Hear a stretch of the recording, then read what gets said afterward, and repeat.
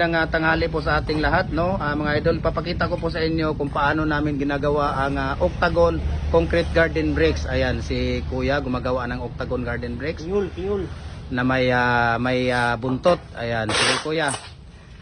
Ayan, so ganyan lang po ang pagkagagawa. Sa lahat po ng design, no? Sa lahat po ng ano nito, ang ratio ng buhangin, lahat, lint toppings, molasses, tubig at saka simento, parehas lang sa ibang mga video ko na binigay ko sa inyo. Parehas lang ang ratio ng buhangin, tubig, molasses at saka simento, painsan sa lint toppings. Kaya sa sino pang hindi nakapag-follow ng Facebook page natin, follow na po kayo. Gem Hardware and Kukulamber Malulang Branch, Gem Hardware and Kukulamber Tambo Makasandig Branch, Gem Hardware and Kukulamber Kanituan Branch, at saka Gem Hardware and Concrete Product Kanituan Branch, at saka sa ating Instagram account Felix_Pagikan 2000, at saka sa ating YouTube channel Felix Tan Pagikan Jr., at saka sa ating Instagram sa ating personal Facebook account Felix Tan Pagikan Jr. Ayan, so yan po, ipapakita ko po sa inyo ang Octagon po. Ito po ang Octagon. Ayan, so balik tayo doon kay Kuya.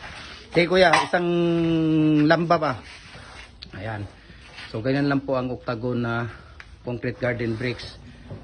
So ganyan lang po ang pagkaka ano niya.